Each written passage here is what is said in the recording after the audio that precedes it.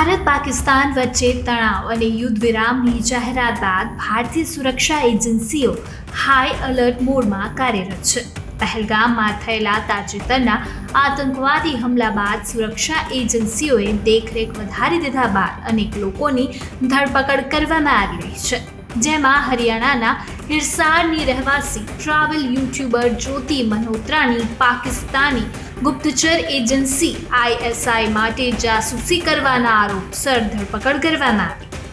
તપાસ એજન્સીઓ પહેલગામ આતંકી હુમલામાં જ્યોતિની ભૂમિકાની તપાસ કરી રહી છે. પહેલગામ હુમલા પહેલા અને પછી જ્યોતિ કોના સંપર્કમાં હતી અને તેને કોની સાથે વાત કરી હતી જેવા પ્રશ્નોના જવાબ શોધવામાં આવી રહ્યા છે. યુટ્યુબર જ્યોતિ મલ્હોત્રા પાકિસ્તાની ગુપ્તચર એજન્સીના જાળમાં કેવી રીતે ફસાઈ ગઈ, તે ભારતીય તપાસ એજન્સીના રડાર પર કેવી રીતે આવી અને તેની ધરપકડથી અત્યાર સુધી શું થયું, જાણીએ અમારા એક્સપ્લેનરના આજના એપિસોડમાં. ટ્રાવેલ બ્લોગર જ્યોતિ મલ્હોત્રા, જેને જ્યોતિ રાની તરીકે પણ ઓળખવામાં આવે છે, તેને પાકિસ્તાન માટે જાસૂસી કરવા અને સંવેદનશીલ ભારતીય લશ્કરી માહિતી લીક કરવાના આરોપસર ધરપકડ કરવામાં આવી હતી. જ્યોતિ મલ્હોત્રાએ પાકિસ્તાન, ભૂટાન, ઇન્ડોનેશિયા અને ચીન સહિત ભારત અને વિદેશી દેશોમાં વ્યાપક પ્રવાસ કર્યો છે. તેને 2 વાર પાકિસ્તાનની મુલાકાત પણ લીધી હતી. લગભગ 2 મહિના પહેલા તેને પાકિસ્તાનના અનેક વિડીયોઝ અને રીલ્સ સોશિયલ મીડિયા પર પોસ્ટ કર્યા હતા.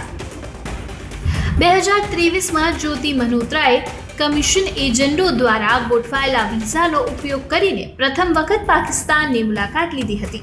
જે દરમિયાન તેને દિલ્હીમાં પાકિસ્તાન હાઈ કમિશનના અધિકારી એહસાન ઉર રહીમ ઉર્ફ દાનિશના સંપર્કમાં આવી હતી. બાદમાં તેને રહીમ સાથે ગાઢ સંબંધો વિકસાવ્યા હતા, જેને તેને પાકિસ્તાન ગુપ્તચર અધિકારીઓ સાથે પરિચય કરાવ્યો હતો. મલ્હોત્રા કથિત રીતે ભારત પર ફર્યા પછી આ હેન્ડલ્સ સાથે સંપર્કમાં હતી અને હરિયાણા, પંજાબમાં ફેલાયેલા જાસૂસી નેટવર્કના ભાગરૂપે સંવેદનશીલ ભારતીય સૈન્ય હિલચાલ અને સ્થાનની વિગતો શેર કરવાનો તેના ઉપર આરોપ છે. ત્યારે સૌથી મહત્વનું એ છે કે જ્યોતિ મલ્હોત્રા જાસૂસી કનેક્શનને પહેલગામ આતંકવાદી હુમલા સાથે પણ જોડવામાં આવી રહ્યું છે. NIA પહેલેથી જ પહેલગામ આતંકી હુમલાની તપાસ કરી રહ્યું છે. હુમલા પહેલા જ્યોતિ જાન્યુઆરીમાં કાશ્મીર ગઈ હતી. ત્યાં તે આતંકવાદીઓ દ્વારા નિશાન બનાવવામાં આવેલ સ્થળ પર ગઈ અને તેનું વિડીયો શૂટ પણ કર્યું હતું, જેમાં પહેલગામનો પણ સમાવેશ થાય છે. તપાસ એજન્સીઓને શંકા છે કે IAI એ જ્યોતિ દ્વારા કાશ્મીર અને પહેલગામમાં જાસૂસીની કામગીરી કરાવી હશે. ત્યારે મહત્વનું એ છે કે અન્ય સ્થળોએ સુરક્ષા કર્મચારીઓ હાજર હોય છે, પરંતુ પહેલગામ એક એવું સ્થળ છે કે જ્યાં સેના અને પોલીસ તૈનાત નથી, કારણ કે તે એક પર્યટન સ્થળ છે. આ પછી આતંકી હુમલો કરવામાં આવ્યો હોઈ શકે છે.